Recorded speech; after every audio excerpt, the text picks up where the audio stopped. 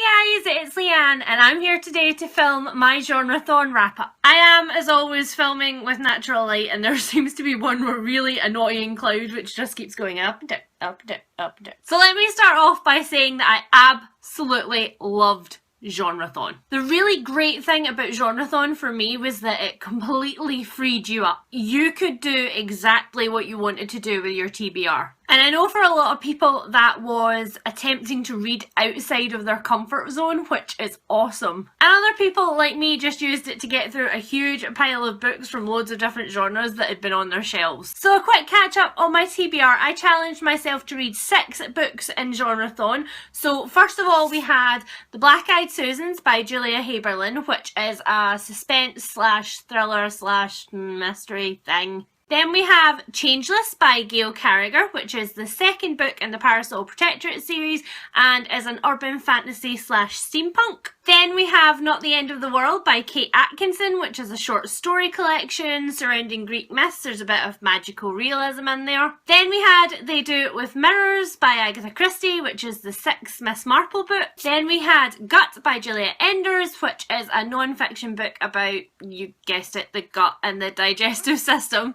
And finally we had Harry Potter and the Chamber of Secrets by J.K. Rowling, which is of course the second book in the Harry Potter series. I finished 4.5 books and made good inroads into the 6th, so I am very proud of myself. Genrethon motivated me like nothing else to read huge chunks. So let's run through what I managed to finish. First of all, I finished Blackeyed Susans by Julia Haberlin. I gave it 3 stars. I'm not going to talk too much about it here because I actually buddy read this with Claire from the Book Fox and we are going to be doing a joint review on this later on. I will say that I am totally sick to the back teeth of books which are marketed as suspense thrillers, which are not suspenseful and are not thrillers but are actually mysteries. In short, liked the writing, really enjoyed the dual narrative of Tessie as a 16-year-old girl and Tessa as a whatever aged woman with a daughter of her own. Really liked one of the other main characters, and the theme of the Blackeyed Susans was completely and utterly let down by the conclusion of this book. The second book that I finished was Changeless by Gail Carriger. Again, I can't say terribly much about it because it is the second in a series, so I will phrase this in the vaguest terms possible. I personally don't feel that the primary plots in these novels are very strong. Don't get me wrong, there's lots of twists and turns, there's lots of things to keep you interested, but I guessed it pretty early on and I kind of knew where we were going with it. But in the case of this series, I don't necessarily think that that's a bad thing because the character development in these books is just exquisite. Akeldama and Lyle finally got to meet, which I was thrilled about. They are 2 of my favourite background characters. There was plenty of Ivy in it, which made me really happy. And we got to find out more about the function of and the way that ghosts exist in the world, which also made me really happy. The third book that I finished was Not the End of the World by Kate Atkinson. This is nearly 350 pages long, so there are a lot of short stories in here. I gave this one 3 stars. I am kind of on the fence about this one. The first reason is that Kate Atkinson does one of those things that I can sometimes find fantastic and sometimes find to be really annoying in short story collections, in that there is a thread which runs through this collection and characters from one story will often pop up or be referenced in other stories.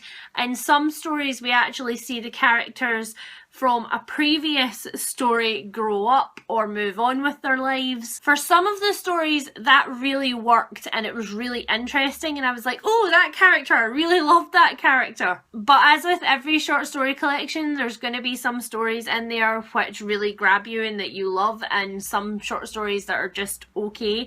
And unfortunately the ones that Kate Atkinson focused on and kept going back to were the ones that I thought were just okay. The second thing is that this collection has a lot of magical realism in it. Some of it was really clunky. In the end, I'm glad that I read it. I needed to read it for my Kate Atkinson author overview video, which I've got planned. And I'm loving me some short story collections right now, so who knows, if she brings out another short story collection, I will probably pick it up. The fourth book that I managed to read all the way through was They Do It With Mirrors, which is the 6th Miss Marple book. I gave this one 3 stars as well. There's been a bit of a theme. The main reason that this one didn't work for me is because in all of the other Miss Marple volumes, Miss Marple is viewed through the eyes of someone else. Actually, in Miss Marple's head for this one, seeing things from her point of view, and it took a little bit of the shine off it for me. Miss Marple's powers of deduction and her ways of dropping in her little anecdotes became